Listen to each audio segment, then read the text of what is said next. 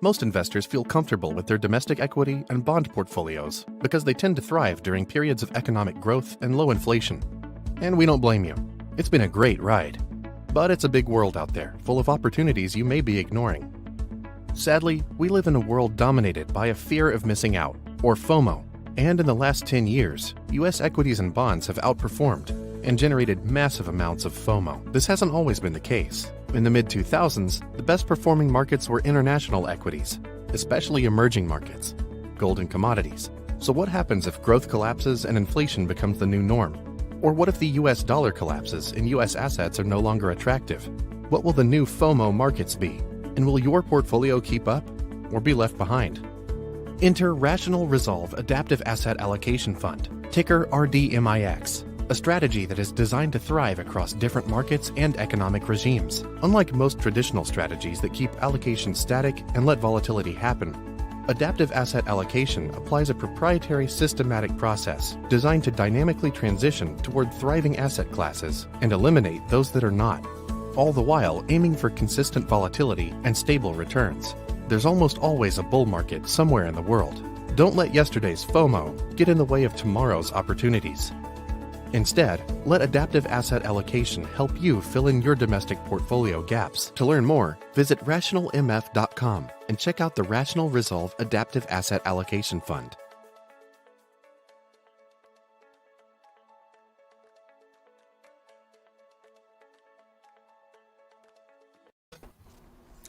All right.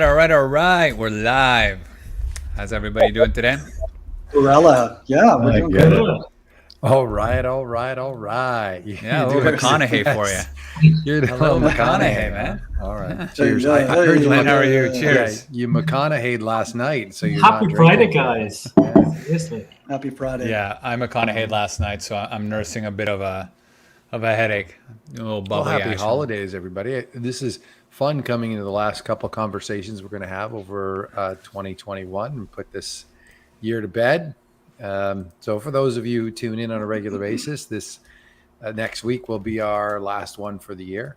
And as usual, I will warn you or alert you to the fact that if you're taking investment advice, you could probably find better advice than four dudes on a Friday talking about things during some sort of happy hour session. So remember that this is for entertainment and educational purposes only, and this is not investment advice.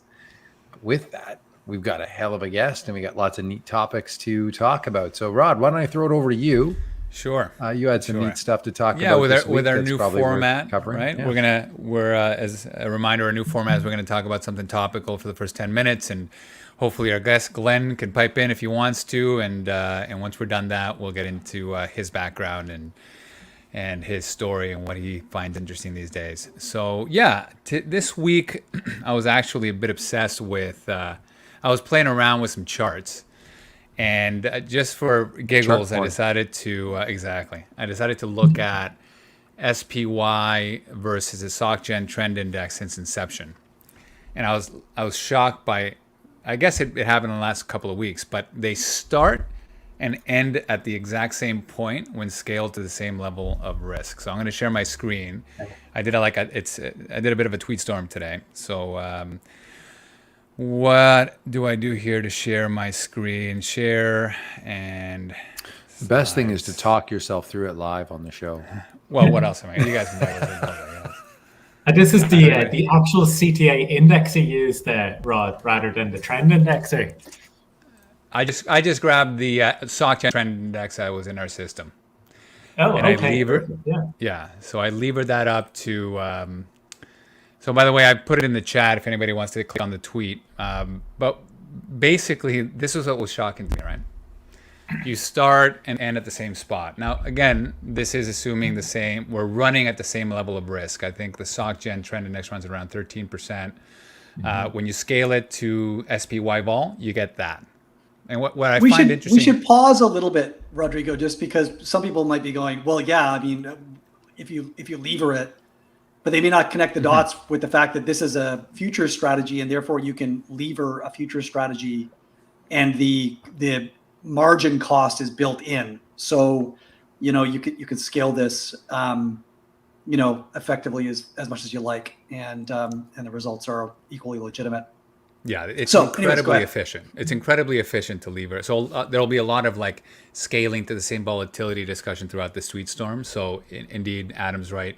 And I'm sure we'll get into the details of this with Glen later on. But scaling exposure to futures is possibly the most efficient way of doing that than any other security that you can get your hands on. Yeah, And when because you do can that, borrow at the rate that is the lowest marginal rate that the institutions in the market are able to borrow at, right? So you're taking advantage of the fact that very large institutions are participating in this market, and they're driving the borrowing costs down to the thinnest possible margin. So, and every investor then gets to take advantage of that. Exactly. Exactly. So that's pretty shocking. With high liquidity across a broad set of differentiated markets. I mean, there's layers and layers of stuff to jump into there, but That's right. Let's hope that go the through it. audience can trust us that this is a scalable process, and really, It's an interesting chart, though, Rod, when you pull it up and you view it that way. I mean, same start point, same end point. Should it tell us that maybe we shouldn't be so reactive to these, one-day sell-offs, these small little events that are, they're going to be there over time. Maybe we should focus on the longer term. Look at our portfolios over the longer horizon. I need you to be profitable on a rolling 5-day process. What do you mean? Protect for yesterday sort of a thing, Well, listen, I'm with you, and we've been with you for years. Absolutely. Like this chart here is a depiction of a ski and bike store that we there's a paper that we wrote, Skis and Bikes: The Untold Story of Diversification. And it's this concept that you want, I mean, this seems so obvious, right? You want things that zig when others zag. Because when you put them together, you get a nice straight equity line, right? It was just amazing to see when you got those two equity lines, what if we put them together, right? Can life, can it imitate art? And next slide, what I show is, again, combining them at the same and scaling them to the same level of risk as the S&P 500, you get that ski and bike type example, right? It's a much straighter line than either one or the other. And I also include the table, or I guess the yearly returns, fairly compelling results, right? And the drawdowns are much lower. It's probably worth just recognizing that the tracking error is still tough. As beautiful as that line looks, the tracking error from the market lows is it's unfortunately the experience that we've all had. I think in competing with passive markets, it's undeniable that folks will look at the returns from the bottom of the 08 crisis or the bottom of the COVID crisis and think that the other strategy or the SocGen trend index should somehow keep up with, returns from the bottom or the trough of an equity market cycle. And the point is that that's not, and I'll make the leap here, that's not the position of the skis and bikes store owner. The store owner of the skis and bike store would like to normalize the revenue stream of the store across several seasons, as should the investor who is trying to plan for retirement or trying to fund obligations that need more regular funding, is that they should be thinking about that through the seasons rather than trying to fall prey to some sort of, or I mean, what if there's no snow one winter, or terrible skiing conditions, or what if it's a rainy, cold summer, right? And no one wants to go biking. So it's the exact same principle, right? You could go through long periods of time where one or the other strategy, whether just holding stocks or allocating to diversified trend, goes through many years of not very exciting returns, maybe a large drawdown in there as well. But when you put them together, the likelihood of the portfolio going through a long period of near zero returns and having intolerable drawdowns goes down very dramatically. Exactly. And I think that's a key point you make there, Adam, in terms of sometimes it's very easy to get bogged down in the single line items, and you look at a single thing and you judge another line item by the previous line item. And go, oh, this one was up. Oh, this one wasn't up as much. Not so sure what this strategy was doing then. Instead of looking at the combination, looking at the portfolio as a whole. And when you see the statistics here and your previous chart, in terms of the drawdown and the volatility, you really see where it benefits the portfolio. I wonder who sleeps better at night here. Probably the your ski owner, your here, ski and your bike. To Mike's point, right? The irony is that you would think, right? And we've chatted with Eric Crittenden, for example, on this topic, and you'd think that the investor in the diversified strategy would sleep better at night, and that the advisor with clients in the diversified strategy would sleep better at night. But you do have to battle this tracking error potential, right? Which may cause you to lag emotional benchmarks for several years at a time. And then you got to continue to defend this idea of diversification, because as they said, I think it was Brian Portnoy who said that diversification works whether you like it or not. And so you need to be prepared for that as well. Exactly. And I think, one of the crucial elements there is just the education about it. Like I'm as much as you guys are, quantitatively driven, logically minded, all of this, and I like to be informed by the data. What does the science and what does the research say? And sometimes it can be hard to look at it and say, oh yeah, of course, with hindsight, I would have done this and I would have stuck to this strategy. It's easy to say that. When you're living through it, it can be a bit more difficult.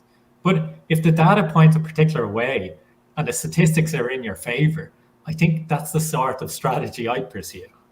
Yeah. And look, that 33% drawdown of the 1.5x SocGen trend index happened at a time where the S&P wasn't losing 33%, right? So it's that tracking error is not just like, oh, maybe it's losing less in the drawdown. It's probably losing money when equities are going up. And that's really ultimately the painful part. But you put it together, and this chart just shows the Sharpe ratio almost, maybe goes up 100, what is that, 40%, maybe 160%, better Sharpe ratio, lower drawdown, just an overall better experience as long as you're not looking at every single line. Go back to the picture of the two lines or the three lines. There we go. Because I think that's where, look at that period from 15 to today. Absolutely, yeah. Right? That's the drawdown. 6-year period. Yeah, no, of course. Yeah. That is just eating a hot garbage sandwich for 6 years. I mean, it's just stepping up to the table year after year.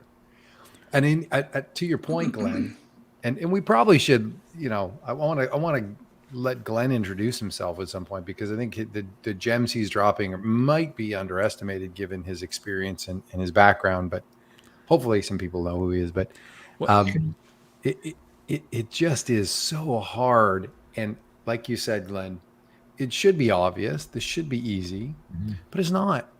And in that lies the opportunity to understand that, hey, trying to achieve these types of risk-adjusted returns is not a free lunch. Like they say, diversification is a free lunch. And I'm like, that lunch not free. It's absolutely categorically a lunch that you pay for in tracking error and behavioral FOMO. It's not free. When they say diversification is a free lunch, I'm like, I don't think so. Okay, let's press pause and let Glen actually introduce himself before we go any further, because I agree that we should have done that in the beginning. Sure. Yeah. Agree. Yeah, I was just going to add to that beforehand, Adam, saying to Mike was we should also, when we're looking at this chart, acknowledge the past decade. What sort of decade that has been for SPY. It's not your average decade for SPY, so we have to put that into context as well. And I know we'll come back to this later on the show and everything else, but just to have that reference point as well. Good point. That's a really good point. Glen, just give us a little bit of background on your intellectual history and your professional history so that we can, recognize the authority that you bring to this discussion. Wow, the pressure's on there now. Well, I can give the short version or the long version, but Since we have all time in the world. You choose. Why not? Yeah. So for everybody who doesn't know me, I am part of the US business development team for Abbey Capital. I'm based on the West Coast out of LA here, whereas the rest of my US colleagues are based out of the New York office.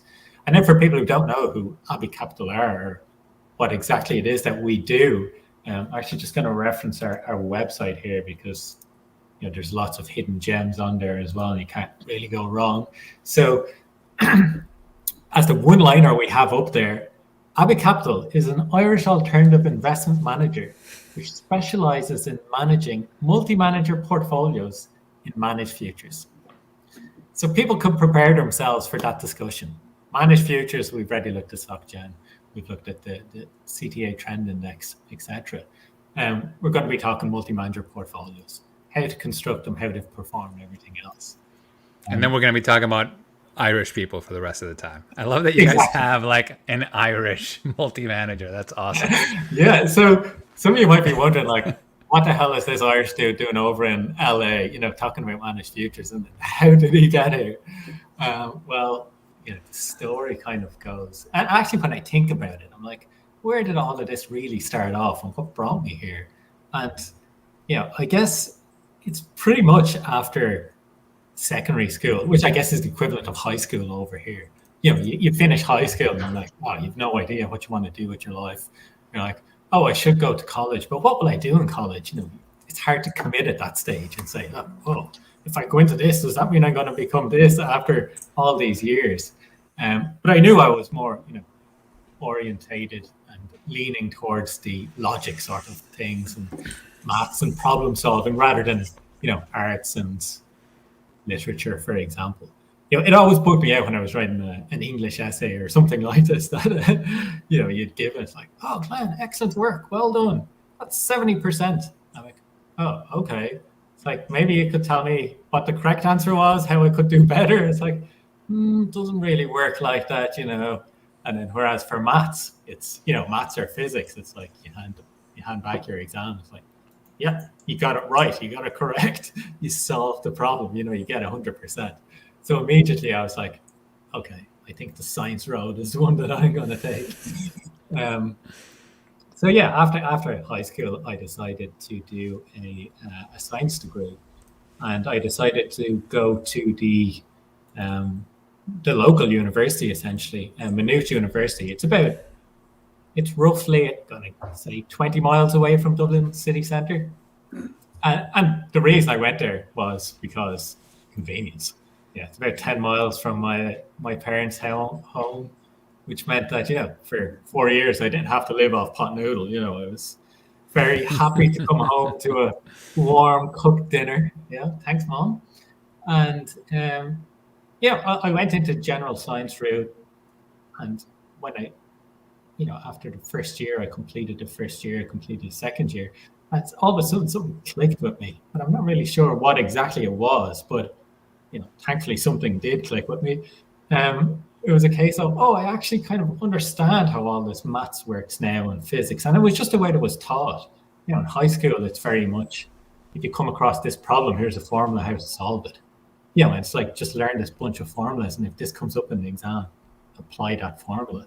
Whereas in university, it was very different. We were sort of taught about, complex maths in terms of pictures and diagrams. And it's like, oh, you're actually looking at this sphere here. You're looking at this area under a chart. This is a line. And people don't necessarily associate, differentiation with what it looks like in practice. But then once you start to visualize these things, you're like, okay, I kind of get this. I understand this.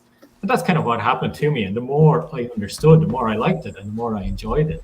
So I actually, for my finals, I specialized in applied mathematics and theoretical physics. I just went down the purely theoretical route. This is what I like doing. I like solving problems now, And once I understood it and I could picture it, I was like, I like this. So then, you're at the end of your degree, you're kind of back to square one. I know all this stuff. What do I do next? What's the next step like? So, I really enjoyed college and I enjoyed the whole experience. the group that I was in terms of the department of theoretical physics, it was quite a small department, a small knit community, and we were all kind of friends. We were friends more than students with the lecturers. It was that small. As you can imagine, theoretical physics doesn't always have the greatest draw of students. So I had the opportunity there to join one of the research teams, or basically the programs that was running in the department. And it was all based on quantum computing, and they were looking at a lot of interesting things on the quantum side of stuff. For me, it was like fascinating to have the opportunity to maybe go in and do some research on this. And I was offered a PhD position there as a student. I was like, oh, wow. And I remember what happened in the summer was that my supervisor had actually given me this paper. And if you guys haven't seen it, or anyone listening hasn't seen it, I urge them to read it, actually. It was an article that appeared in Scientific American magazine called Computing with Quantum Knots. And, he gave me that, and it was kind of like, there you go. Let me know what you think about that. Yeah, that's kind of how it went. I read it, I was like, oh my God, this is absolutely fascinating stuff. It's like, wow. The more you learn about quantum physics and everything else, you're like, this can't be real, is it? Is this how this really works? So I embarked on that, and I eventually, I did a PhD in theoretical physics, kind of based on topological quantum computing. And if people want to learn more about it, they can look up that article, or alternatively read my thesis. But I'd say I'll spare them the headache, and just give them the one-liner here as to actually what it was all about, and why it actually applies to my current role now, which is, you think the two are kind of distinct to each other, but they really aren't. So topological quantum computing is really all about, how can we make quantum computers, essentially, and what do we really need for it? And in topological quantum computing, what you're really doing is just moving around particles, and you're braiding them, you're creating some sort of a knot, and this stores the calculation at a very high level. But they're not any which particles that you're playing around with. These are really special particles called anyons. Super special particles. To put that in context, I guess, in this beautiful 3D world that we're all living in, there's only two types of particles. There's bosons and fermions. Fermions, you all know, like an electron is an example of a fermion, a boson. A photon is an example of a boson. But they're interesting, but not super interesting. When you swap the positions of bosons, their wavelengths, or their wave functions basically pick up a +1 phase factor. When you swap fermions, their wave functions pick up a -1. So there's not a whole lot you can do with that. It's going to be +1 or -1. It's like not a really effective way to store, a calculation, let's say.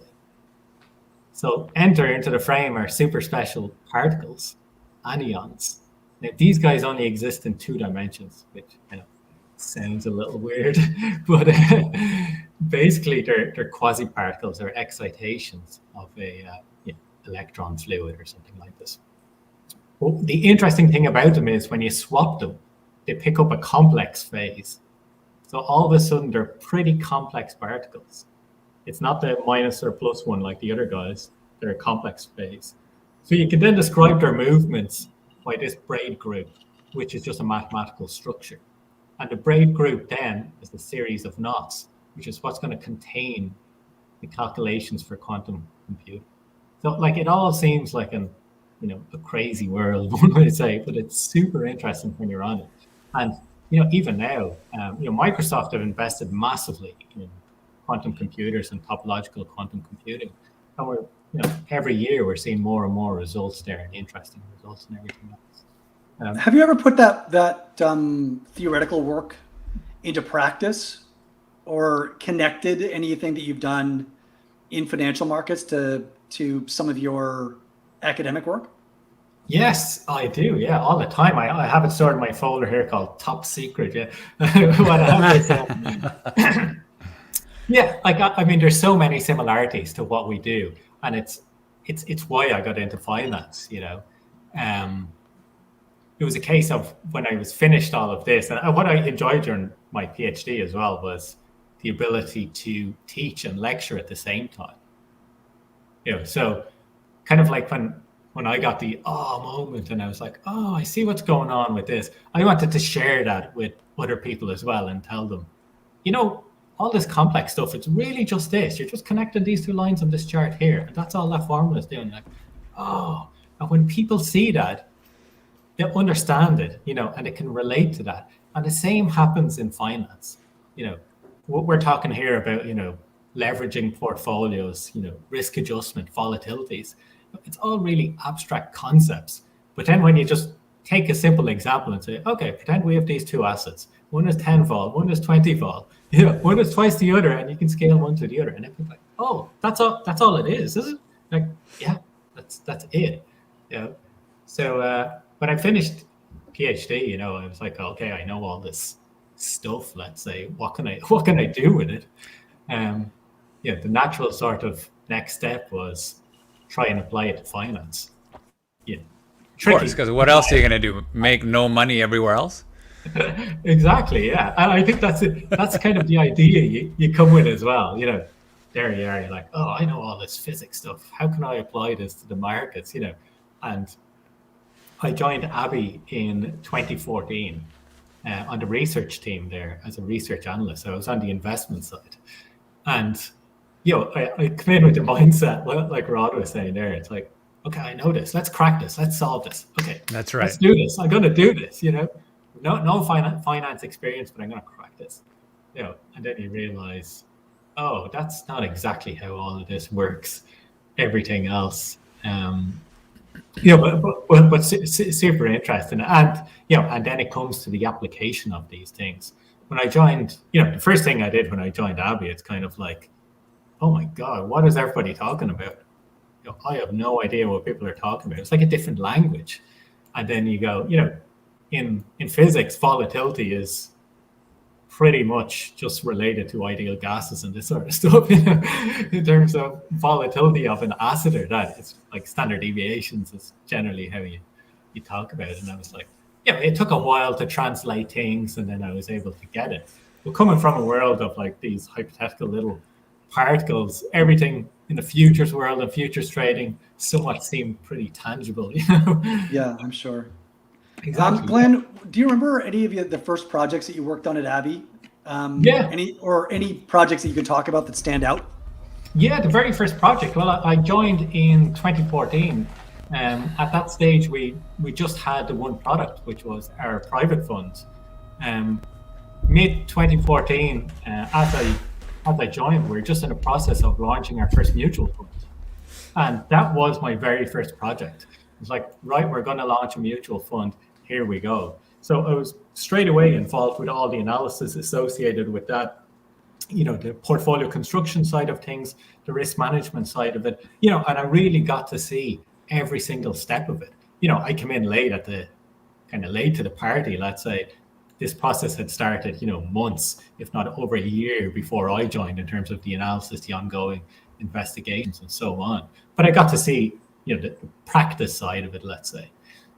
So that really was the first major project I worked on. And then I remember another project I worked on was just in terms of fixed income, and looking at fixed income positions and looking at bonds exposures and interest rate exposures. And maybe there's a better way of looking at this if we look at it on a durational basis. Instead of just looking at notional exposures, maybe we should look at things in duration terms. And what's the differences there? How often we'd have to scale these up. And, that's all very dependent on interest rates. A 10-year bond might only have a 7-year duration or something like this, but that changes in different interest rate regimes. And how would your positions and exposures look like that? So I kind of built out some bit of code to do that and wrote a paper on it. And that's kind of what impressed me at Abbey when I joined as well. It was pretty much just like being in college again. The team was like, we all sat around next to each other. The CIO sat next to me. He shared with me everything that he was looking at. What I was working on. It was like, it all felt very natural in many ways. And the focus has always been on innovation and education, and that is true to this day. The launch of the mutual fund was really was a big innovation. There was very few things like it available in the retail space at the time. You just couldn't get these multi-manager solutions. We said, oh, now might be a good time to do this. It was, in hindsight now, when I look back at it, in terms of the timing of it, you can never foresee or predict the timing of things, but sometimes you can get lucky with it. And it was just one of those things that we got lucky with it. But it did take the guts to go out and do this first. 2011, 12, 13, they're kind of mixed years. So then they decide to launch a new product in 2014. It took a bit of guts to do it. And a good year to launch. 14. Yeah, exactly. But these are things that you don't time, but you can get lucky along the way. Yeah, and then if I think of 2015, 2016, 2017, what really shaped those years if I look back, and it's, I spent a huge amount of time on the infrastructure. Working on the infrastructure was a big thing, in terms of improving our systems, continuously improving our processes, making everything more streamlined, smoother, scalable. And that's a super important thing when you're in the multi-manager space. And also we spent a lot of time and effort in building out sort of the customized part of our business. So the customized part of our business was, essentially creating custom portfolios for large institutional clients. And that was extremely rewarding and interesting for someone like me, because all of a sudden you had these large clients who are like, yes, I like what you do on the private side, probably can't for whatever reasons invest in a mutual fund product, but I want something that looks like this for my portfolio. Can you help me build it? And all of a sudden it goes back to, oh wow, I now have a problem in front of me. Like, how can I solve this problem? And it's like interesting all the time to see. You come with, you build something, you have a proposal, it comes back to you. What can you do on this side? Have you thought about this? It's super interesting on that side. And it's also very rewarding in that you feel that, oh, okay, I'm actually custom building this thing for you. And it's going into your portfolio and solving this very particular problem that you wanted to do. So, that's very rewarding. So that kind of shaped, I'd say, those years. The infrastructure, though, I was heavily involved in that. And that kind of goes through very different phases as we look at it. There's the purely theoretical side, which is something I was involved in, and the research team in general is where, there's you look at the theory and what does it say? You write the papers, and we typically write a lot of papers. As you can imagine, we have a huge amount of data. It's kind of like a data analyst dream in many ways. You have over 20 years of managed account data. Like, it's just a huge amount of data there. Unfortunately, it's all super sensitive stuff, so it's not like things I can share with you. But, it does help shape ourselves and our own education and our own knowledge, and it just gets stronger and stronger all the time. So it's really a case of what you can do with it. And in that period, and constantly now, it's kind of a case of, the infrastructure has just grown so much and also become so, precise, I'd say, meticulous in what we do. It's kind of keeping up with the times in many ways. It's like there's an app for everything. And we custom build all these things, because what we do is relatively niche. So, you can go out to providers and then it's kind of like, oh, do you have a function for this? They're like, no, but we could possibly add one in. Like, oh, have you thought about this? Do you have a function for this? So it's like, no, it's like, okay, we'll just build our own one then, because we know exactly what we want. So Glen, I'm curious why Abbey has gone the route of being a manager of managers, or putting managers together rather than deploying your own, or maybe you have or do also deploy and run your own managed future strategies. So maybe talk a little bit about how Abbey puts those strategies together. So how do you select managers? How do you put a portfolio of managers together? What are the qualities that you look for in each manager and in a portfolio of those managers to maximize the risk-adjusted objectives of the portfolio? And then how do you deploy those multi-manager strategies? Do you own the individual funds and then put the funds together? Do you run them in distinct, separately managed accounts and then just aggregate the performance at each period? Do you commingle all of the futures so you get some trade netting? What does all that stuff look like? Maybe start with where you source managers or how you identify prospective managers your first question, Adam, which is a good lead in, is why did you choose to do multi-manager rather than running yourself? Yeah, totally.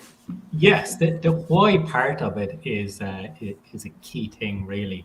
And it's also a key thing as people look to invest in managed futures and liquid alts and, that sort of space, trend followers, etc. When I think about it, the reasons for it are, and you guys will know this as well and have, experience in this space as well, is, we want to create solutions and products that people will easily be able to deploy in their portfolios. Yeah. So that's kind of a key thing. We want everything to be, scalable, liquid, and will do exactly as it's intended to do. In terms of why the multi-manager solution, what we thought to go by was, one of our keys is diversification. And, I don't need to sell this to you guys because you know very well how important diversification is. But that's really the heart of everything we do and why we do the multi-manager approach. I mean, there's lots of empirical evidence out there that there's a lot of dispersion between the single managers in the managed future space and very little persistence in their returns year on year. So, if we were to run our own CTA strategy or our own managed futures or trend following strategy, we'd follow a similar return profile. Let's say we're going to go through periods of performance, good performance, and then periods of not so positive performance. And that's just kind of a function of the space and how it actually works. And the reason for it is that there's so many different strategies out there, and there's so many different environments that suit different strategies. For example, trend following has done, if you look at the CTA trend index, it's positive this year, but it hasn't always been positive. In other years, it's been positive for shorter term managers. In other times, it's been positive for global macro managers, let's say. So the trading style is an important differentiator. And then another important differentiator is the speed of your system. Sometimes you might be a trend follower, but the shorter term or the shorter horizons suit much better, depending on the market moves. And sometimes the market moves might suit longer term trend followers. So then the idea is you have this space where all of these managers are, highly differentiated. There's high dispersion, and there's very little persistence in it. So what you can actually do is use some of the techniques we spoke about there, is create a multi-manager portfolio where you embrace this volatility. And what you actually do is you harness the volatility to drive your strategy, and you profit from that. Because we know, and I hear at the back of my head one of my old lectures saying, if you can find eigenvalues and eigenvectors, you'll be totally fine. And the same sort of thing applies here. If you can find orthogonal vectors or orthogonal managers or non-correlated strategies, let's say, and combine them into a portfolio, your portfolio has the potential of being very strong, lower drawdowns, lower volatility, and a smoother profile over time. So we would certainly provide. Yeah, we would definitely share the vision of combining as many different credible approaches in a solution as possible, right? I guess this a bunch of things sort of fall out of this, right? One interesting thing that we've come to understand is that if you combine, for example, time series type trend strategies, or moving average versus price, or double moving average, triple moving average type strategies, all of the different definitions of trend, if you were to diversify across them, then they end up being a linear combination of each other, right? And so, in fact, the average of all of the different trend signals ends up being this shape of a trend signal, right? And so you could theoretically just take all conceivable definitions of time series type trend, all different combinations of breakout type or Donchian type trend, or breakout with vol expansion. I mean, there's a finite space of potential definitions of trend, right, that you can assemble strategies from. And then I heard you sort of talk about macro strategies, right? So then you move out into other types of indicators. Maybe you embed carry, or maybe you embed macroeconomic type of series as indicators, right?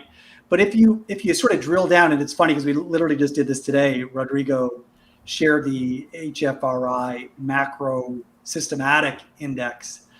And, the hope was, I think, that we were going to see some differentiation between the macro index and the trend index, and, the CTA index. And in fact, they, essentially kind of track one another, because the macro index is to a very substantial degree driven by trend type signals, right? So, it's this weird, like, thinking about trend and diversification in trend, when you boil it down, because all the different trend specifications, if you were to allocate to all of them, and you were to give them all different weights, it boils down to just one certain type of trend specification, right?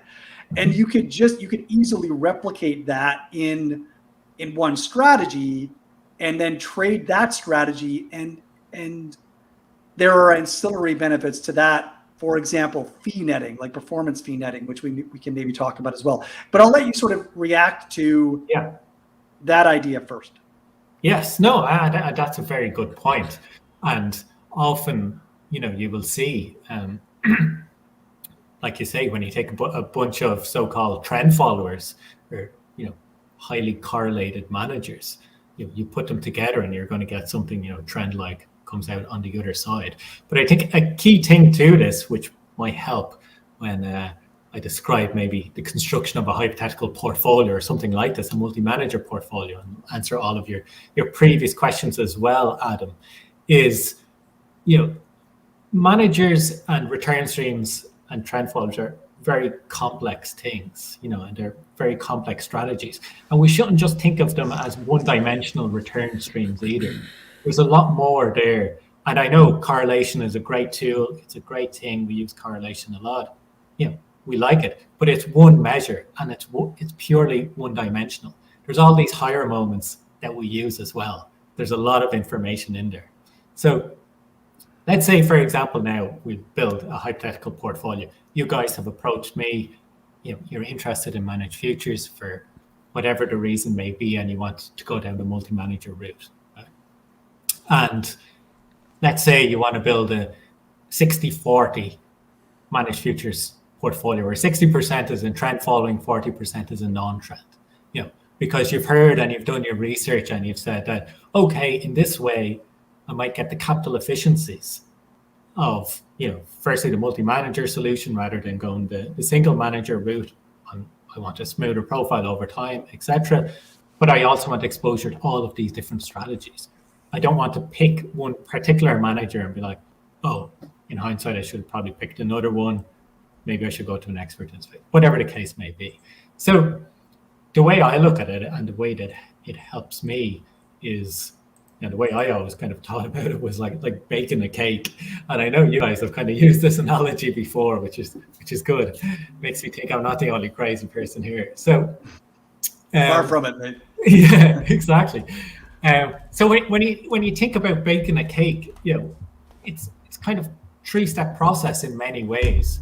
The first one is you have your ingredients and they're well defined and you have specific quantities of each. You then have your recipe. It's your process, what you have to do, and it's repeatable. And then last step, you have your output.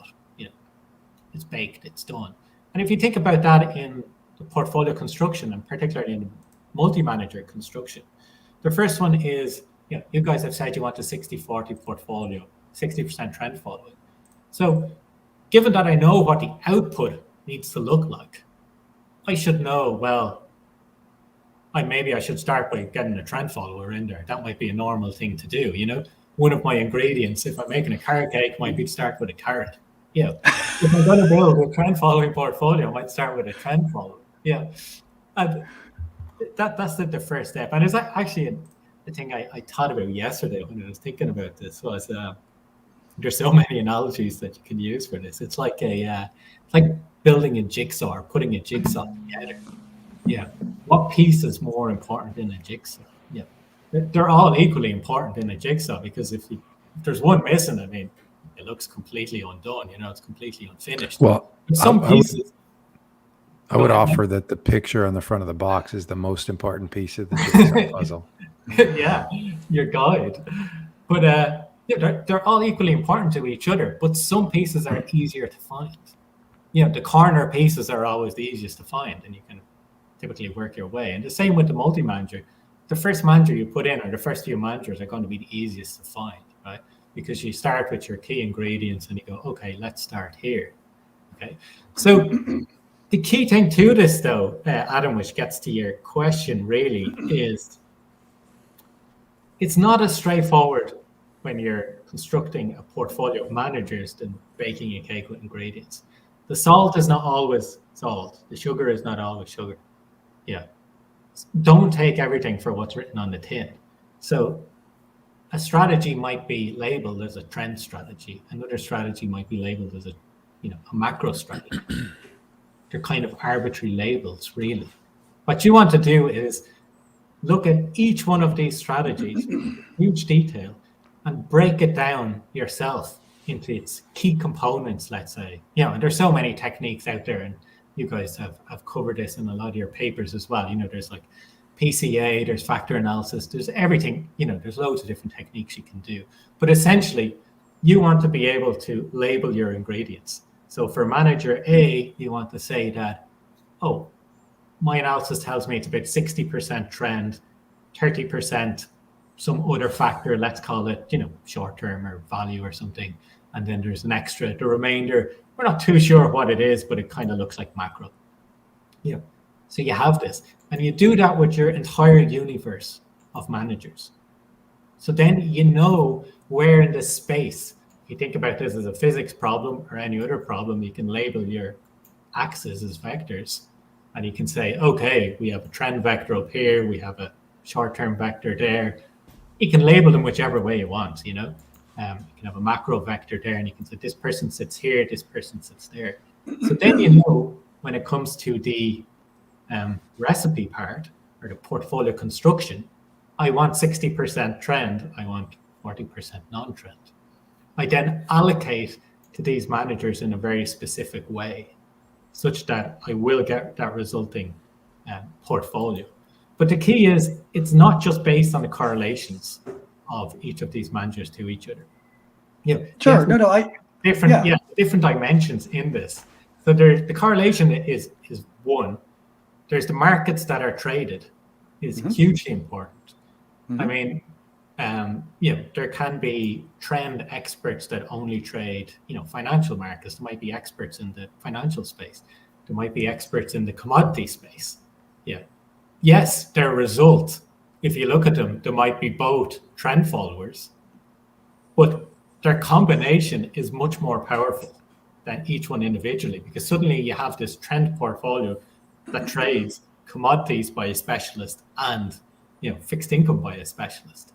So there's that horizon. So then you keep going down these different sort of dimensions. Let's say there's a trading style dimension. You want to be diversified across this. Then there's the dimension within each of the managers. you want to be diversified. So you want to be diversified across your trend managers. You want the combination of those moving average type strategies and those, more breakout strategies, the momentum strategies. And then you want to be diversified at the market level. Some people, like I say, more commodity focused or more fixed income focused, etc. Then what you can do is, you're a big multi-manager. You have the infrastructure.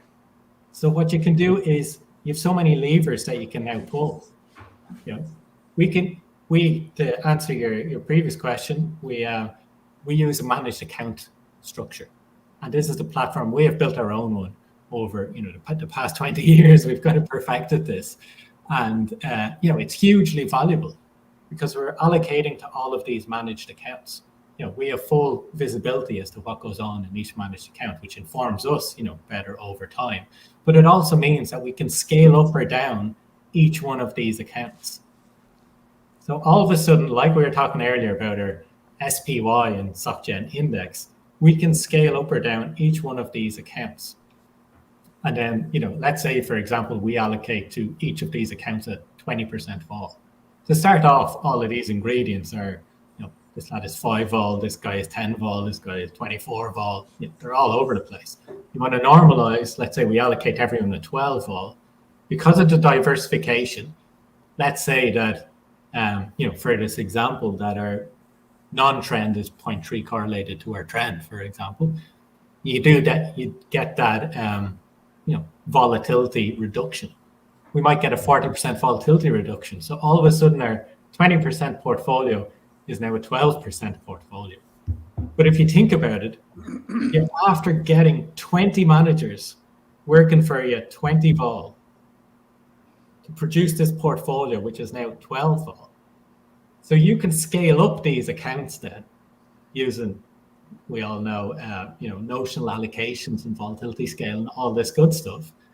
And you're actually getting even more for your money then because the capital efficiencies that are involved. So you might be getting something like, you think that you're putting in $1 and you're getting $1 out on the other side in terms of your multi-manager. If you break it down, what you're actually getting is maybe 100% into your managed futures part or your trend following part and something like 70% into your non-trend part. So all of a sudden it would have been equivalent to, let's say if you put in, I know you had $100 to spend in your budget for your diversifier. You could have bought a trend follower and put in 100%, but then you would have to put in 70% into a non-trend. But instead of having to do that, you can get all of that simply from the construct part of it. Yeah, I like that. That's a valuable overlay, because if you allocate to a sufficiently diversified set of managers, then you are probably now running a portfolio at substantially below the target vol that you had as a diversifier for the rest of your portfolio. Running the managed accounts is nice that you're then able to rescale all of the managers to different vols in order to target a full portfolio, multi-manager portfolio vol that is consistent with the target risk of the client. So that is a nice perk. And I do want to talk a little bit about capital efficient as well, which is the nice part of it, because totally. On the outside, you mightn't realize this. You're saying, okay, I have this multi-manager product. Yeah. Okay, so what? Yeah, you're allocating to 20 managers in this portfolio I built you.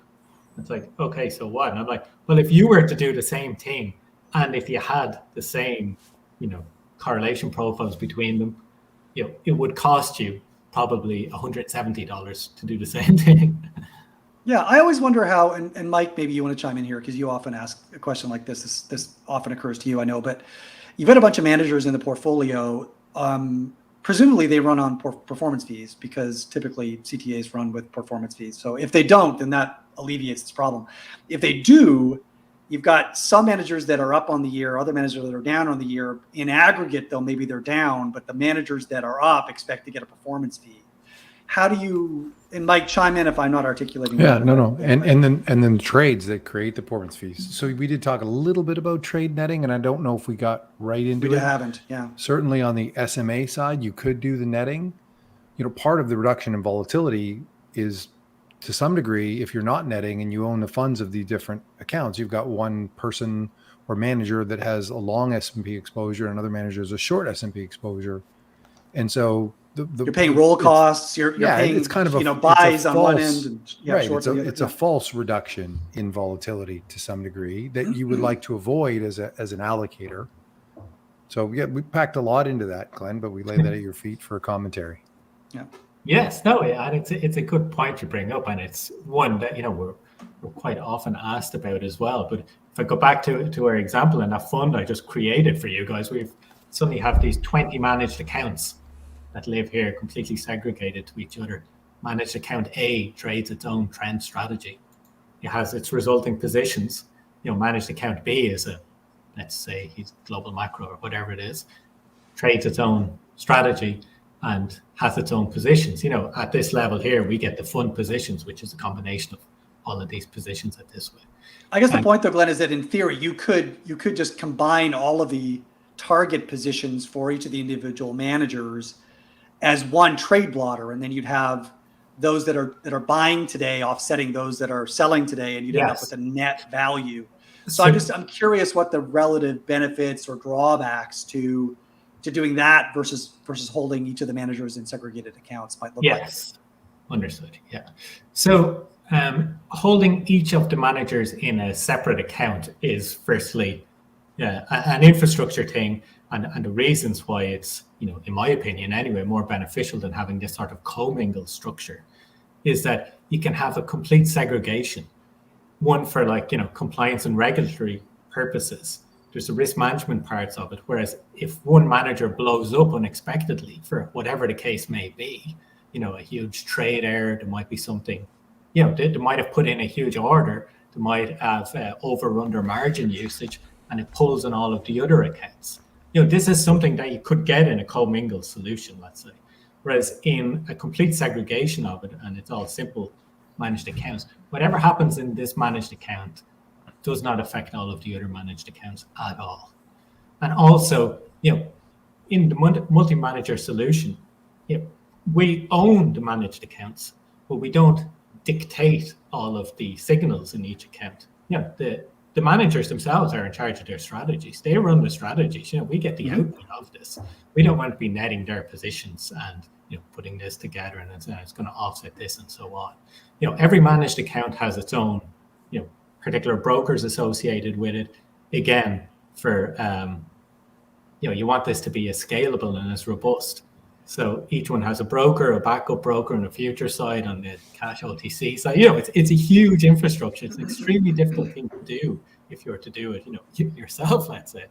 And the other thing that you get as well is, the timing of the trades would make it extremely difficult to do that netting that you are talking about.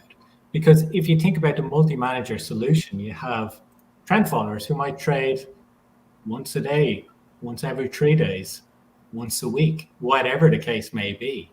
And then you have short-term managers who are probably trading every half hour, every 15 minutes. So it's like, all of a sudden we have to net this, which broker does it go through? Everybody's using different brokers. And that in itself then creates this absolute chaos. Which accounts need to be funded? Does the margin go into this account? Does it go into this account? Or is it a free for all, essentially? First come, first serve on the margin. We'd prefer a structure where it's very margin efficient. Every account knows exactly how much margin they're allowed to use, and to stick with the strategy that's defined for that particular account. That's the approach that we use there. In terms of the the fees and the netting and the performance fees, and so on. Exactly. That's another key point to this, is that yes, in any fund that we're going to build, we work directly with a manager. In my example, like 20 managers there. Some of these managers might prefer flat fee solutions. Some might prefer a combination of management fee and performance fee.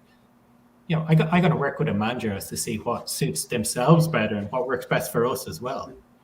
Everybody has different sharp expectations for their strategies. So you want to build that into your discussions as well. In terms of, you're paying some guys performance fee, you're not paying other guys performance fee and so on. This is a thing you take a long-term view on. And we have a long-term view with our allocations and our managers. We're not in the process of performance chasing or something like this. As we said, there's very high dispersion between CTA returns and low persistence. If you were buying the winners and selling the losers, I think you'd probably be quickly out of business. Yeah, no, for sure. I guess we were trying to get at to it. Yeah, so how does that work? What you get is this sort of preferential behavior where some accounts are going to be in the money, some accounts are not in the money, as you would expect. Every strategy isn't performed at the same time. If they were, they're all one correlated, and you've got a problem in your portfolio. What we have is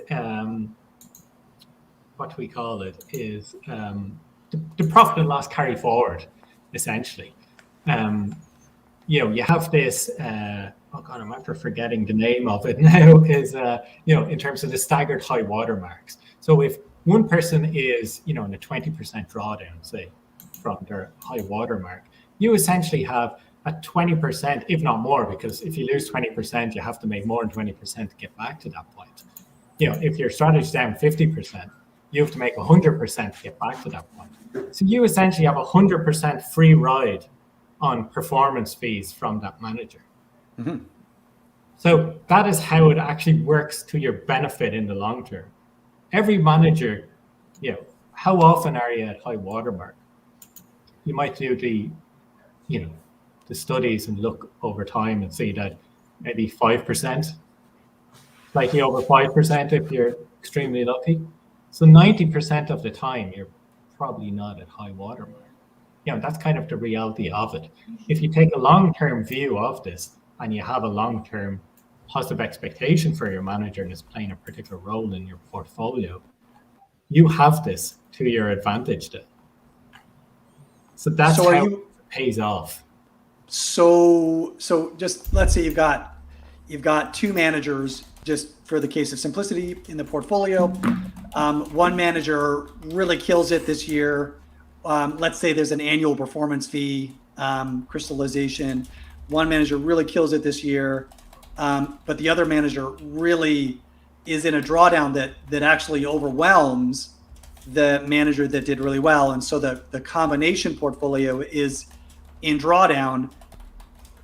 The manager who did well is expecting to be paid a performance fee. The manager who didn't do well is obviously not expecting a performance fee, but there were no performance fees crystallized at the total portfolio level, right? Mm-hmm. Or does the client pay the individual performance fees of the individual manager? So this is where I'm just trying to figure out some of the math. Yeah, so exactly. When you're built a multi-manager, the client pays for the performance of the portfolio itself.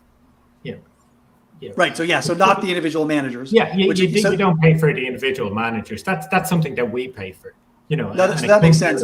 How we do. So then, if the portfolio itself doesn't accrue any performance fees because the portfolio is not above the high water mark in this period, but one of the managers in the portfolio is at a high water mark and expects performance fees, I guess what I'm asking is, how do you pay the manager when the fund itself hasn't actually crystallized any performance fees? Yeah, so this is something that you look at over the long term, and you will get scenarios, like you say, where one manager needs to be paid and one manager is not going to be paid, and different scenarios. What you have working to your advantage in the case of a multi-manager is the law of big numbers, let's say. The more managers you put together with positive sharps and everything else, the more you expect your portfolio is going to perform if you built it, according to your techniques. What I was looking for earlier was negatively accrued incentive fee. This is a term that I'm sure you guys are very familiar with.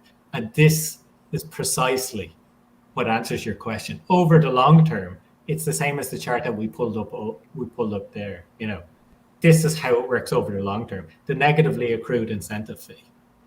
And so the incentive fee is accrued if the portfolio hasn't earned any fees in this period, but a manager has accrued fees.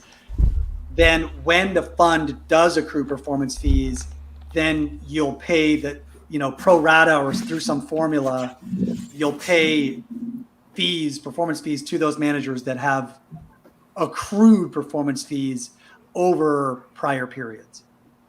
Well, it's not done on a look back cases, and the manager doesn't have to wait for the multi-manager to make money before they get paid. The manager will always get paid on their performance. We can't have our managers not being paid. The managers will always be paid somewhere crystallized, typically quarterly basis or whatever the case may be. And that's just a function of the multi-manager portfolio. But like I tried to explain to you guys, and if you do, I tell you, you should pull up a little example for yourself, Adam, and see how it works if you have, I think I'm tracking now. So the total portfolio accrues a liability in the amount of performance fees that's paid to the individual managers, and then presumably the fund then will make up for that liability as other managers go on to exceed their high watermarks, and the fund generates positive P&L in aggregate.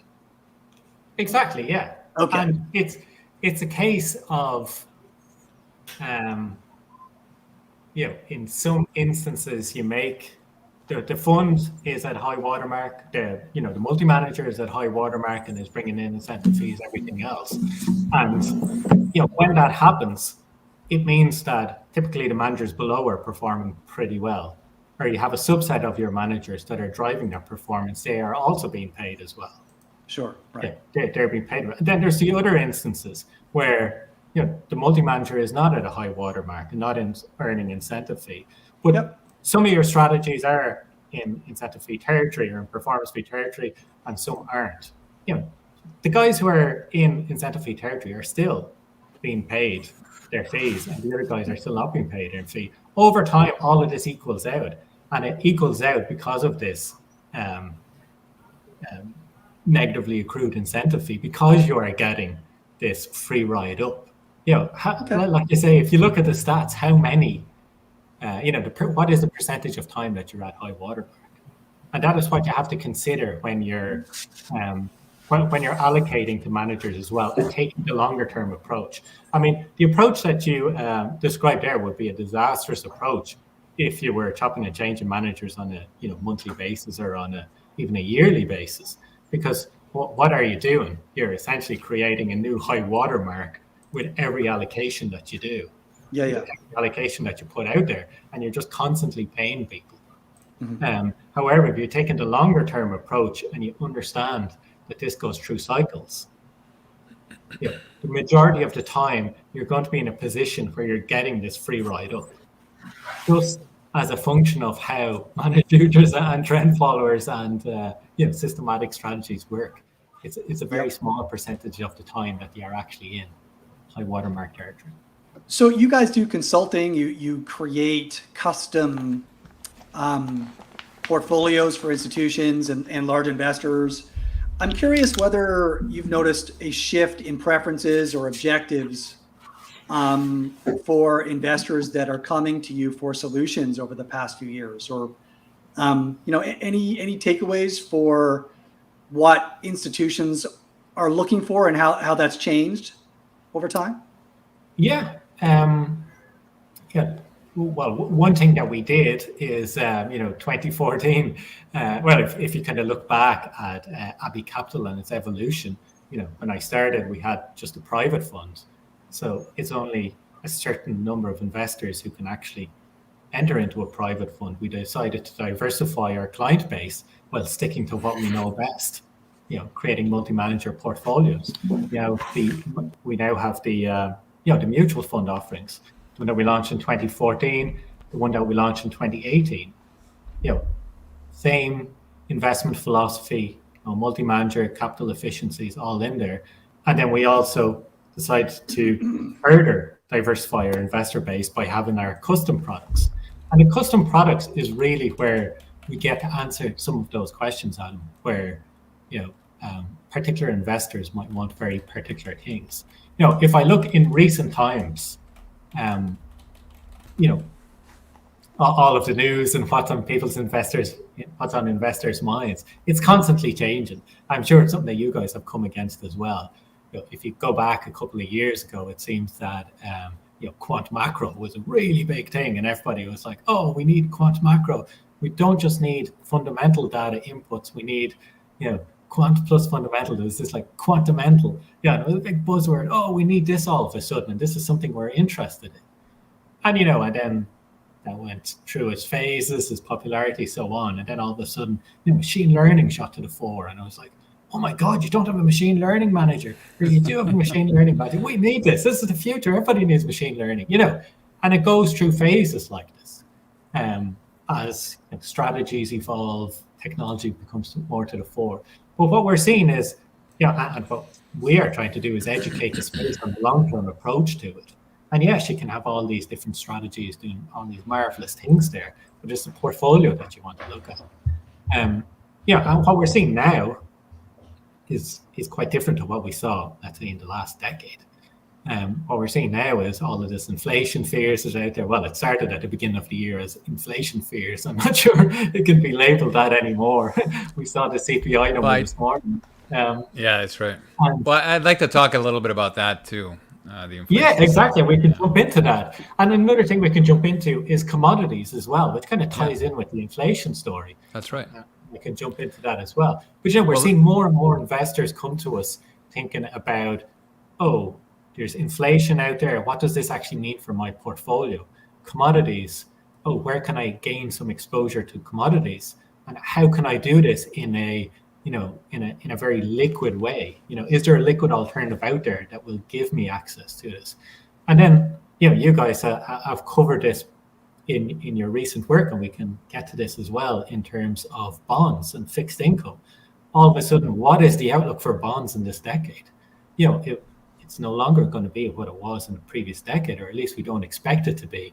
And what will it look like in a rising interest rate environment? So people are then coming to us with, oh, I'm not so sure what I want to do with this big chunk of my portfolio that's allocated to bonds or fixed income. What have you got there? Does managed futures sit in this as a diversifier?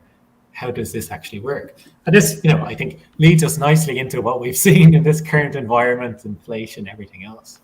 Yeah, so I'll actually, in the latter half of my tweet storm, I talked about, what I presented is something nobody's going to do, or most investors aren't going to do, which is lever up to 19% volatility. So the next phase was, what if we lever it down to, some trend and some SPY to match the volatility of the Vanguard balanced fund, right? And so you get kind of a similar thing as what we talked about. Oh, is my screen yellow? That's my night guard. It's my night. It's what's it called? The Flux app that I now need to take off. It's similar outcome, right? So you get a better result than just investing in VBank. So this is the black line here is a combination of SPY and trend only against the Vanguard fund in blue, right? So similar outcomes, much smoother results. What's interesting here is that, like you said, Glenn, we have a period where people are worried about what's going to happen to my bonds, right? There's two things that I think is common and everybody's talking about, which is inflation, and then what's going to happen to my bonds. Now, this is not investment advice, but what I think one thing that chart showed is that if you replace your bonds with something like macro or CTA, you get a similar outcome at a time when really inflation hasn't been a big deal. But what happens when, let's say, we look forward to the next decade and we're worried about inflation? What does worrying about inflation really mean? Well, inflation tends to be an inflation decade tends to be quite a volatile thing for just passive commodities. So the yellow line in this chart is simply Deutsche Bank Commodity Index. Right? So it's not a straight line in the 2000s to 2011. Commodities just didn't go up. They went down 30%, up a bunch, down 60%, up a bunch. And it turns out that when you look at macro, systematic, or trend, they tend to do a good job at managing both the upside of commodities and the downside, because it's obvious, right? Like over around half of the exposures that they can invest in are in the commodity space. So if you're not doing well when commodities are in, then you're SOL, right? And so it's interesting that when we look to the future, we see bonds doing poorly. What can you replace it with? We see inflation. What can you replace it with? Is it a passive commodity index, or is it an active managed commodity index, or just a simple diversified managed futures or global macro that can navigate the future better for you, right? As a possible replacement for bonds, or an adjunct to bonds, or an overlay if you can do it. In the 70s, it was the same. The chart just shows in yellow again the commodity markets, and then sorry, that was a loud move. Mike, you might want to turn off your mic for a second, or look at my Slack with regard to your mic. I did already. I was unmuting myself. Just wondering if, because the 70s is an interesting inflationary period, but sure. Maybe not quite as analogous of a period as to maybe the 40s or something like that, where there was that sort of those transitory impulses that came, leveled up, and then flattened, sort of. So well, that was a 3-year period of a drawdown for the commodity space in the 70s, right? So it's a long. This is when people gave up on this, like, okay, let's hedge inflation with a passive commodity index. I think. For many reasons, we really obviously all like this CTA, this managed future space, but there's something very compelling to me in the next decade of inflation volatility, which is not just inflation means making money in commodities every year. It's making a lot of money at times, losing a lot of money at times. How do you manage that with a bond portfolio that's yielding 1% and an inflationary regime? So I kind of, that was the end of the tweet storm here. Is like, it seems to be a good tool here, and nobody's really looking at it. And yet, don't look at the last 10 years as like the single digit thing. How about you, let's think about what may happen in the next 10 years. And if you're investing in something whose universe is commodities for the most part, what do you think is going to happen to the worst manager in that space? They're so likely to do significantly better than a bond portfolio, or even a 60-40.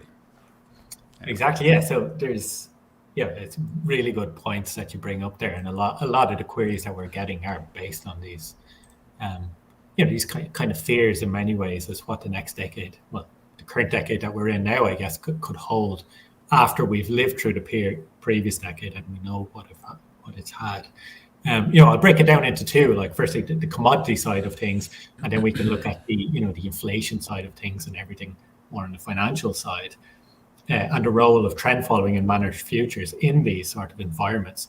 And like you guys, I'm a data-driven person, so I like to look at the data and just see what the data is showing us. If I just look at if I start with commodities, because I know it's something that a lot of folks are interested in, and many people mightn't actually be super aware of what all of these futures markets are actually doing, except when they go to the shops and fill up for gas. They're like, oh my God, I don't remember it being so expensive.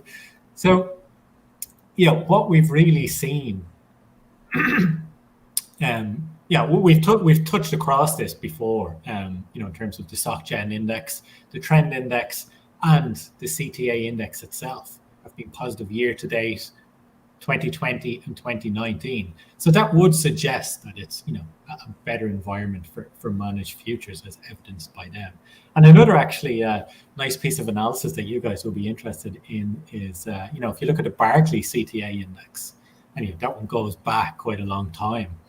And if you look at its rolling 3-year sharp, you'd actually see that it hit record highs in October 2021. So, something there would say that, well, maybe it is the commodity environment that is helping these, or the strategies have profited from this. So us internally, what we do is we run, trend indicators, our own sort of trend indicator, which basically looks at, I think it's 55 of the major markets across all the different asset classes, commodities, bonds, interest rates, equities, and so on. And we look at the number of markets, either in a trend, consolidation mode, or basically not trending. Based on our own research and our own, methodologies, we saw that this measure was kind of at a 10-year high in March of this year. And then if we break it down year by year, we see that 2021 as a standalone year was above sort of 30-year average of percentage of markets trending.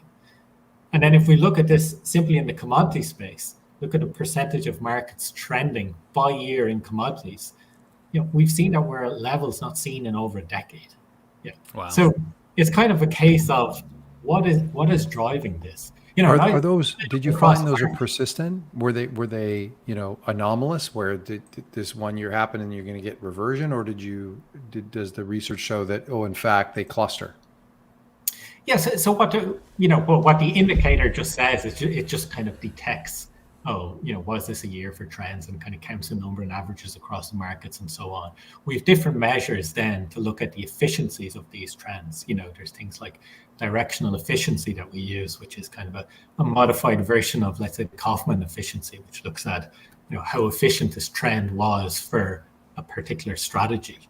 But what we've really noticed, guys, is the rotation of trends within the commodity space, which is something that we hadn't seen if we look back over our internal analysis, in many years, and it's really been fueled by numerous uncorrelated, let's say, idiosyncratic in many ways, fundamentally different drivers. I kind of break these down into three components. We have the growth sensitive type commodities. These have increased in price on the inflation expectations, economic reopening, prospect of increased fiscal spending. And then we have, sort of normal cycle of commodities, which is the demand and supply cycle. This year, we've also seen all the supply chain disruptions in there. And then the third point is the weather. The weather always plays havoc with commodity prices and is a big driver there. And if I just pick out a few of them, because I've been looking at them today as well, just to give examples to people out there, because I think crude oil is the one, and energy in particular is the one everybody's familiar with, especially when we go and fill up our cars and get gas. Like Q1 2020, during the height of the COVID pandemic, let's say, we had this significant downtrend from about $60 to, everybody remembers the big shock story of negative crude oil prices, etc. That was in Q1 2020. So we had this nice, smooth sort of, sell off there. So opportunities on the short side for trend followers. And then from Q2 2020 all the way up till now, we've seen it go from those low levels of, let's say, sub $20 all the way back up to $80. So that has been a nice trending scenario, which systematic strategies, trend followers in particular, are going to profit from. We've seen the same thing in nat gas, particularly in Europe and Asia. So we've seen the low supplies in Europe. We've seen, hurricanes in the US, hamper the supplies and so on. So nat gas has skyrocketed and hit some record highs during the year. Similarly, then in electricity, if you look at electricity prices in Europe, they've gone through the roof there as well. Then we look across other sort of, growth sensitive commodities. Copper, for example, record high earlier this year as well. And it's not just a standalone commodity market either. It's what impact does this have on other parts of the economy, for example. The energy prices, we've seen the impact they've had on shipping costs. We've seen what that has, the impact that has had in terms of the supply chains. It's now much more expensive to move goods from one place to another. And then the energy costs, we've seen how that has impacted manufacturing, for example, and the low supplies of many metals, aluminium and zinc, for example. They've really increased in prices on the back of, it's now more expensive to manufacture these things. In turn, that leads to trends in things like car prices are going up. This is all over the news all the time. I can keep going on and on in the commodity sector. We look at corn and soybeans. Yeah, well, let's get to coffee, the important stuff. Yeah, exactly. Coffee is a multi-year high now, as I look at the chart there. Again, weather, it's a completely fundamentally different factor or different driver to what is driving equities and fixed income and bonds. And I'm sure you guys remember lumber as well at the beginning of the year. Oh yeah. If you're trying to build a new deck or trying to do any work in your garden, the price of lumber. And that's reached all-time highs this year. It's knock-on impacts in terms of construction, housing starts, etc. So, how do systematic strategies fit into this? Well, what we've really seen is that higher inflation, stronger demand as the economy reopens, and the supply disruptions have kind of created this positive environment for commodities. Commodity prices translate into inflation. Trading in commodities is how trend following managers and managed futures can participate in any trends in inflation. And it's something that we looked at earlier this year. We have created written a small paper on this as well, on how a bi-directional strategy like managed futures could actually help a portfolio in this environment. For people who are interested, a lot of these papers, you can actually find them on our website. And that's before we even get into the inflation thing. So I'd like to just touch on that side, Rodrigo, because I know it's something you guys have done a great job of in terms of your return stacking paper. It's something that we actually had written a little white paper ourselves at the beginning of the year on maybe now is a good time to reassess your 60-40 portfolio or your traditional portfolio. And if you look back, the 60-40 has kind of been touted as this simple yet very effective allocation plan for many investors out there. If we look at it in the past decade, it's been extremely effective. The stats are pretty outstanding. 99th percentile sharp. Yeah, exactly. Yeah. It annualized at a crazy rate year on year, and also with half the volatility of equities. Yeah. But why? Why did this happen? What were the driving forces there, and why should we not take these for granted? So in our paper, we kind of put these 3 points, and it's fairly similar to, some of your previous speakers on the shows have spoken about this, and it's kind of just stating the obvious in terms of what the data is saying. Well, the first point is the valuations. If you look at the start of the previous decade in 2010, well, the starting valuations for equities and bonds were not high by historical standards, let's say. And then the second point is the market conditions. What are the market conditions at that point? In the last decade, you had low inflation, steady economic growth, quantitative easing from pretty much all the global central banks. And then the last point, which really drove the good performance in the 60-40 portfolio, was the negative correlation between bonds and equities. Bonds to some extent acting as a diversifier during these equity sell-offs, but really importantly, driving down the volatility of the 60-40 portfolio. But now we fast forward to today, and we look at those 3 points where we are today. And it's, well, the first one, let's look at the valuations. Well, we know equities are expensive. They're close. They're pretty much at all-time highs. We look at the bond side of the portfolio, then yields are close to all-time lows nearly. It's a very different starting point to 2010. And we know, if we specifically look at the bond side of the portfolio, that the starting level of yields historically has been an excellent predictor of the future return that you're going to get there. So regardless of what your opinion or outlook is on equities, you still have this 40% in your traditional 60-40 portfolio that's going to possibly produce much lower returns. I was actually just looking earlier. Certainly on a real basis. Exactly. Them to be negative. You read my mind perfectly there. I was thinking of I did up a chart earlier of the US real yield. If we look at it, the difference between the 10-year Treasury yield and US CPI, it's somewhere around -4% now, if not even lower. And as you mentioned, Rodrigo, these are levels not seen since the 70s. So we wouldn't expect them to change. There's no room for monetary and fiscal policy to allow for an increase in debt payments that would allow for a normalization in those rates. That's kind of why I think it's kind of that 40s scenario more than the 70s scenario, in that you've got rates pinned in order to pay for something. In the one case, it was World War II. In this case, it's COVID, the battle of COVID, and all of the renormalization of the global economy. So you have an active player who's also the referee of the game in central banks and manipulating the bond markets, and they're going to have a sort of a mandate to have a real negative yield over the next number of years. Yes. I would think. I don't know how else you cope with it. And that's without even considering the correlation. I like to focus on the correlation part of it as well, because often I feel it's something that's quite overlooked, and we take the correlation profile in the last decade of equities and bonds as a sort of a guarantee for what's going to happen this time. But if inflation continues, and if the correlation breaks down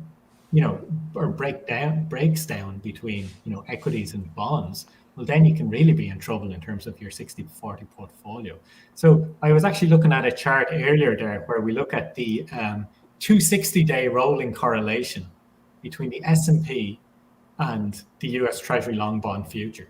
And you just look at that over time, and you see that it's been, pretty much negative for the majority of the last decade. You see this year, with inflation on the rise, and and all these trends in commodities, everything else, what do we see though? We see that current correlation has now started to turn very slightly positive. So this is the first time we've seen that since 2007. So that there, I think, is something that someone in a 60-40 portfolio should be aware of. And it's like, well, what can we do then? Well, diversification. And I think it's at this point I hand it off to you guys and say, hit us up with your return stacking paper. What can you guys do? We have built these capital efficient portfolios. You guys have showed investors how to use them. Yeah. And this is the education. It is absolutely crazy. And when your whole career or your whole investment life as an individual investor has been negatively correlated bonds and equities since 1981. I mean, it's hard to find a practitioner that was around in the 70s when bonds and equities in real terms annualized zero for a decade, and their correlation was like 0.68 positive. Yeah. Right? Like, when was the last time we've gotten used to this idea of negatively correlated assets that both make money? If inflation comes, that's going to change. Yeah. And you need to have those diversifiers to help you mitigate all of that. And it's not, I think you stated it well, and we've been at this for an hour and a half, so we should probably wrap, but I think you stated it well at the beginning. And Adam, I think you're the progenitor of the thought, is that it's inflation volatility that we're going to be facing. Yeah. And again, it's going to spike and maybe it'll attenuate. But you're going to have, the spike is not going to attenuate and fall off. It's going to spike to a new level where it sort of holds, I think, potentially, and degrades the long-term opportunity in those safer vehicles, if you will. But we've kept you, Glenn, for over 90 minutes, and we appreciate all the time that you shared with us. Really had a good time here, guys. What I just finish off on, if I could, on a word of kind of cautious more than anything else. And in terms of being a portfolio builder, you guys being portfolio builders as well, being in the education space as well in terms of how to use these things, let's share knowledge and so on. What I'd really ask people out there to do, if you're you're managing your own money, you're managing money for clients or big institution, whatever it is understand the return drivers of each of the assets in your portfolio. Break them down into their components, understand exactly how to perform in different environments. Go back to Q1 2020, see how the correlations played out. Was your diversifier really a diversifier? And, how did it perform? Then look at how these might actually perform in a rising interest rate scenario, how they might actually perform in an environment of elevated interest rates. Go back to the 70s, stress test your portfolios. Preparation is key for all of this. If you prepare, what to expect in many ways. Yeah. Preparation over prediction. Thanks very much. I've had a blast. So Glenn, where can everybody find you, and where can they find some of the white papers that Abbey Capital offers as a means of education so they can bring themselves up the learning curve? Yeah, so the best place to contact us is really via the website, abbeycapital.com. There you'll find links to all of our white papers and what we generally publish. I think for some of them you might have to provide your email address, but that's just for compliance purposes. And for me, you can hit me up via the website as well, or just reach out to me on LinkedIn, send me a message there. Happy to have a conversation. We got to get you on Twitter, Glenn. Yeah. We're carrying on those conversations in real time. You got to get into the FinTweet universe. That's right. Yes. Guys, congrats as well on that paper. I really enjoyed reading it as well, and the messages behind it. Very powerful. You could say congrats to Corey as well. I seen him on the show a couple of times there as well, and it was always good fun. Yeah, it's been very useful to communicate the same old message in a different way.